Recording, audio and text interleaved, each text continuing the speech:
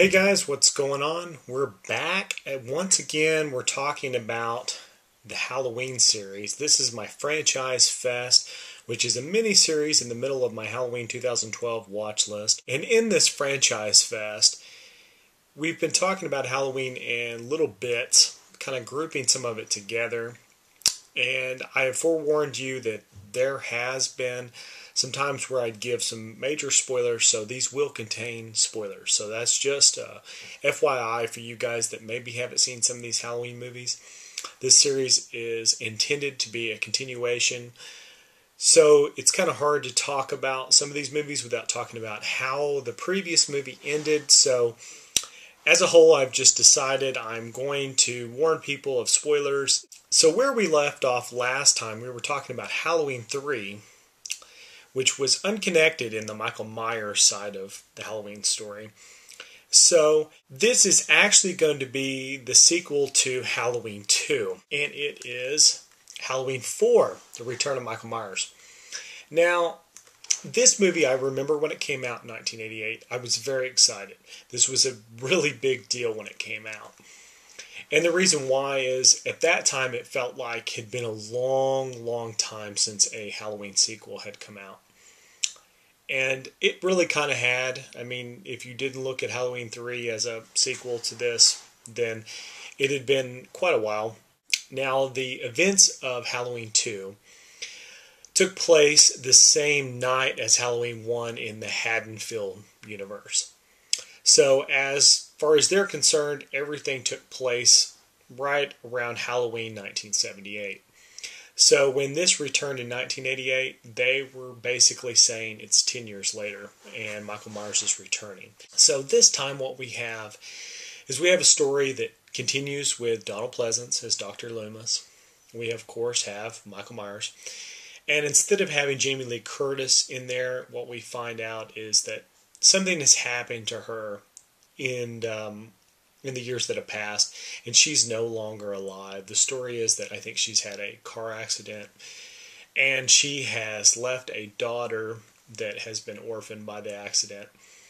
And this daughter, Jamie, she becomes sort of the main character. There's also a babysitter, Rachel, and you kind of start to see that the center of the story is about Rachel, who has a very similar storyline to the original Jamie Lee Curtis storyline because she is babysitting right around Halloween, and then you've got the connection directly to Jamie Lee Curtis through the Danielle Harris character, which is Jamie. Now, similar to the original, what they were trying to do is set up the events that are just going to lead up to Halloween night. The second Halloween movie kind of took place at the end of Halloween night, so you're already kind of in the middle of it. It doesn't have that true kind of Halloween feel, sort of. But this one kind of does, and I enjoy that about Halloween 4.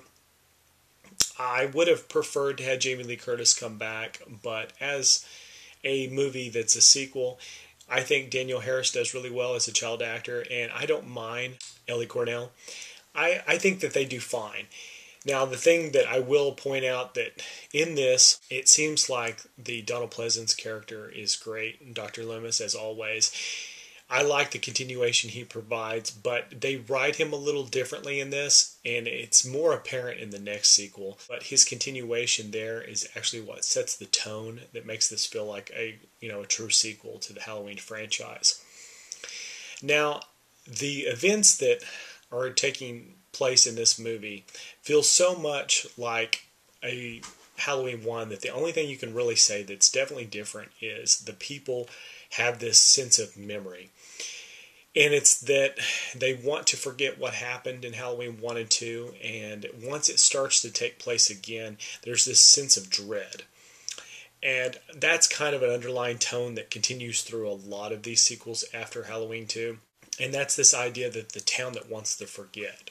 Haddonfield has this bad memory, and it's almost like a curse. And what you're looking at is a lot of the story is propelled by a reaction type of feel, but by the peripheral characters. Of course, you always have a police official, either like a sheriff or something there. They're always trying to calm the people down. They always see Dr. Loomis as somebody that's kind of a crazy old man who's just stirring up trouble. You kind of see that again, although in this one, they do respond quite quickly when they start to find out that Michael Myers is killing people. Now, there is a weird love triangle type of thing going on between the Rachel character, her boyfriend, and her boyfriend's co-worker that's also the sheriff's daughter. That's kind of a weird thing that, kind of makes the boyfriend out to be quite a jerk. But in obvious horror movie fashion, you get an instant morality, kind of a karma type of thing where everybody kind of gets theirs that don't, play by the rules of scary movies, as they point out in movies like Scream. That does take place.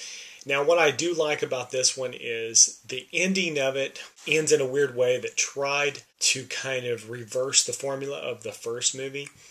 And like I said, this does have spoilers, so I'm going to tell you something if you haven't seen it, you don't want to know. Although, if you buy this Blu-ray, it is in the menus, unfortunately. So, if you are avoiding spoilers, this Blu-ray alone will run the spoilers of what I'm going to tell you about. It's actually right there in the motion menu at the beginning. And that's the Danielle Harris character. She feels a connection because what we had found out is that Michael Myers is a brother to the Jamie Lee Curtis character, and we'd found that out before.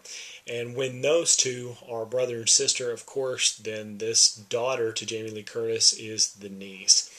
And somehow it's just kind of understood that there's a connection there. And as they start to try to hunt down Michael Myers, there's a whole town of people that are trying to do it, and then there's the police and everything else. You get this moment where Jamie character touches his hand, almost like she feels compassion for Michael Myers after, he's hurt. And there's this moment where it's inferred that something has happened there. There's a connection. And then all of a sudden he acts like he's going to attack Jamie. And then that's when the police just basically shoot him. It's the craziest montage of slow motion shots of him being hit over and over again with shotguns, assault rifles, pistols, you name it. And then all of a sudden he collapses through the ground at this, what is like an abandoned well or something, like at a cemetery. I don't know exactly what the deal is, but he falls through the ground. And then we kind of just end on this note where it seems like everything's back to normal. He must be dead. Then, if you remember quite fondly, like most people will, the very beginning of Halloween 1, we get a similar type of situation where all of a sudden you're seeing from the killer's perspective. There's a mask being put on and somebody's walking through the house. And what's strange about this is that once they do that, I think it's not got the same kind of shock value. It's a different kind of shock value than the first one. But it is revealed that the Danielle Harris character, Jamie, has attacked, her stepmother, foster mother. And it's this weird thing where all of a sudden she comes to the stairs like the young Michael Myers did when he came to the front yard and was discovered there with the knife.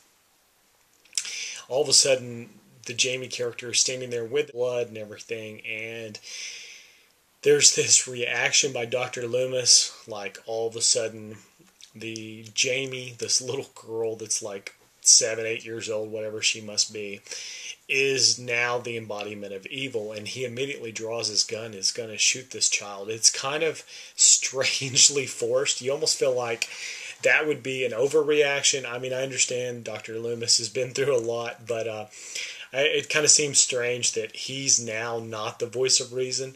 But the police stop him before he can shoot the child. And that's kind of just how it ends, like with, all of a sudden here comes the Carpenter score, and here we are again, with this maybe new killer at the end of Halloween 4. And as a whole, I like this sequel. I think it did a good job of bringing back the attention to the franchise. As a whole, you might find it a little forgettable. If you're a super fan of 1 and 2, it may not live up to your standards. That's pretty obvious. But I always enjoyed it. I saw it at the theaters way, way back there, and ever since then, I've kind of fondly liked it.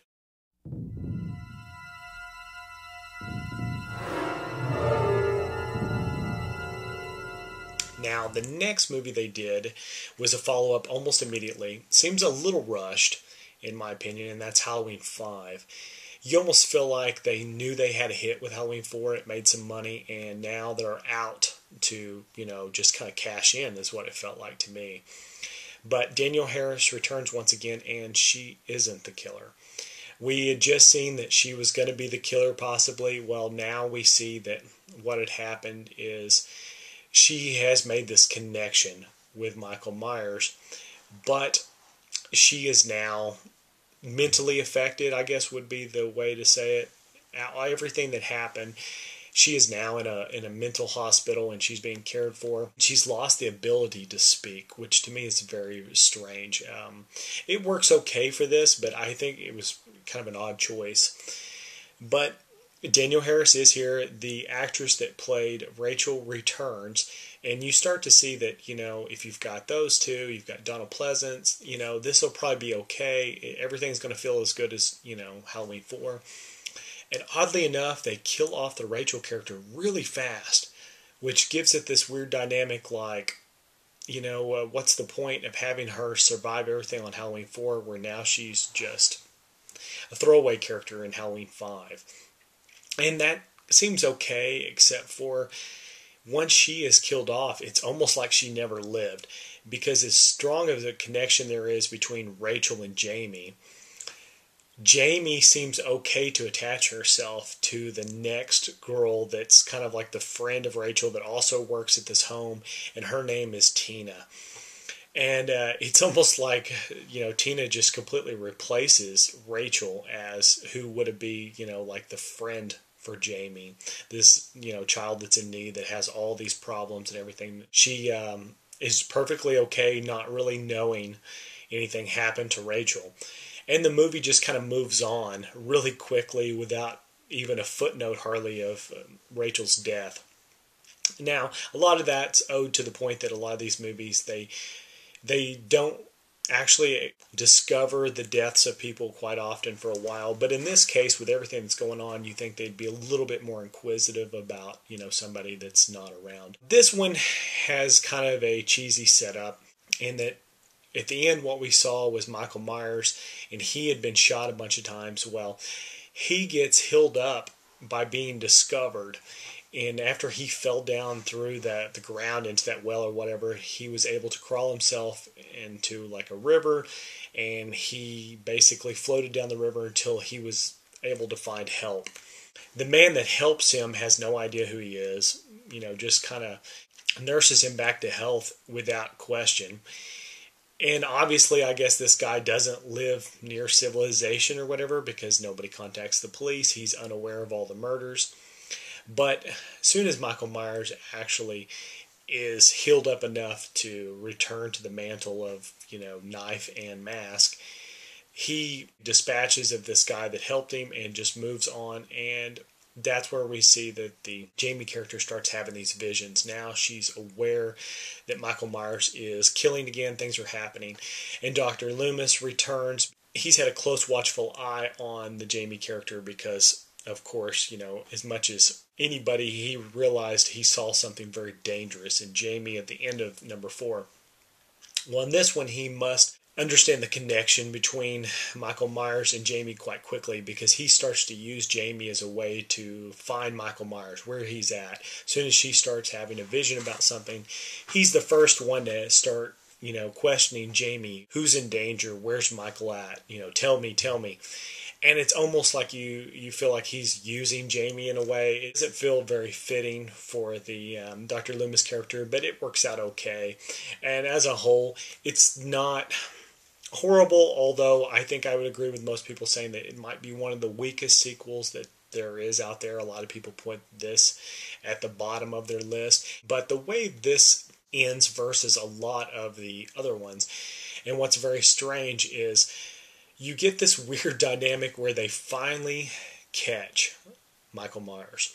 And I know that's very weird, and that's the reason why I want to talk about this and point out that this would have spoilers, is when I saw this when I was much younger, and they finally caught Michael Myers, they like chained him up and put him in a cell. I couldn't believe it. I mean, to me, that was unheard of in movies. Like, you never catch the killer. And I always thought, that was so weird that they chose to do that. But it works kind of in a good way, and then the way that they resolve it, it's kind of a bad thing. But they have this weird thing that's been happening during this movie, which is this guy keeps showing up, and he's not the killer. He's this man in the steel-toed boots, the man in black, the man in the trench coat. It's really hard to say what this man's name is, because much like the Shape in the first movie, he just didn't really have a name. He's just this faceless killer, and you just kind of see him from behind, or you see him in his hat. And he shows up at the police station and actually is able to take on all the police and help Michael Myers escape. And that's a weird thing, and it's a weird way of ending the show. And that's where it is. And I remember thinking for the longest time, I don't get that. And there's a pretty good little chunk of years between this one and the next sequel. And I had really high hopes for them to explain that. Because to me, it caught me way off guard. And I think it would catch anybody off guard who watched the show and then all of a sudden saw something so strange and so supernatural. It felt very supernatural, because this guy seemed like he couldn't hardly be killed, and it's almost like he just appears in a cloud of smoke.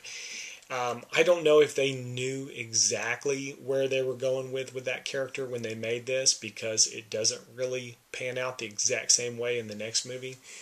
But it is interesting that they put those little seeds, they plant those seeds really early on. You see Michael Myers' hand, and you see this thing that they call the thorn symbol on his inside wrist. And that's all there. And I remember watching this, back then, thinking, this is all odd little snippets that they're adding to a movie that has never pointed things like that out before.